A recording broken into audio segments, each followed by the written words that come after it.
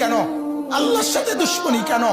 যে ছেলেটা সারাদিন একটা ওয়াক্ত নামাজ পড়ে না, যে বিবি একটা ওয়াক্ত নামাজ পড়ে না, যে মেয়েটা পর্দা করে না, তারে জিজ্ঞাসা করেন না যে মা সবার সাথে সম্পর্ক বজায় রাখো, মালিকের সাথে কেন দুশ্মনী? আল্লাহর লগে কি নারাজি হইলা? আল্লাহর সাথে কি দুশ্মনী? আল্লাহর লগে কেন রাগ করলা? কেন রাগ করলা? এই বাপ, তোমরা যারা সিজদা করো না, তোমরা বলো না বাজান, বলো না। এই দরদি ভাই চিৎকার করে বললাম, তুমি যদি বলো তোমার পায়ে ধরতে, আমি পায়ে ধরতে রাজি। তুমি যদি বলো তোমারে জড়িয়ে ধরে কাঁদতে, আমি কাঁদতে রাজি। তুমি বলো কেন আল্লাহর সাথে রাগ করলা? কেন আল্লাহর সাথে রাগ করলা? কেন আল্লাহর সাথে নারাজ হইলা?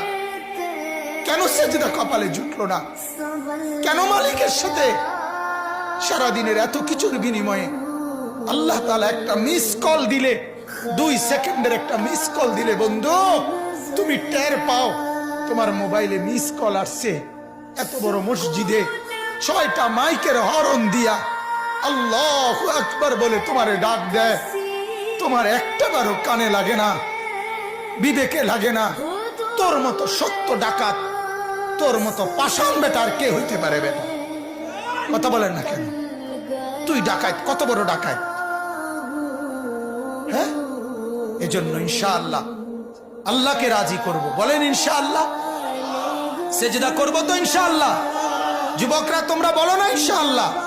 নওজোয়ান তোমাদেরকে বলি, আমার আশা ভরসার স্বপ্ন এই নওজোয়ানদেরকে জাগানো। আমি সারা দিন রাত চাই যুবকরা জেগে উঠুক, কারণ আগামীর পৃথিবী, গোটা বিশ্ব 2 ভাগ হবে। এটাই পৃথিবীর পুরা ভবিষ্যৎ। এক ভাগ পুরাপুরি দাজ্জালের অনুসারী কাফের, আরেক ভাগ মাহাদির অনুসারী ইমানদার। এই 2 ভাগে পৃথিবী অচিরেই বিভক্ত হয়ে যাবে। তুমি যদি মাহাদির পক্ষে থাকতে না পারো, তুমি যদি দাজ্জালের ধোকায় পড়ে যাও, আল্লাহর কসম ঈমান নিয়ে কবরে যাইতে পারবা না। অতএব আমি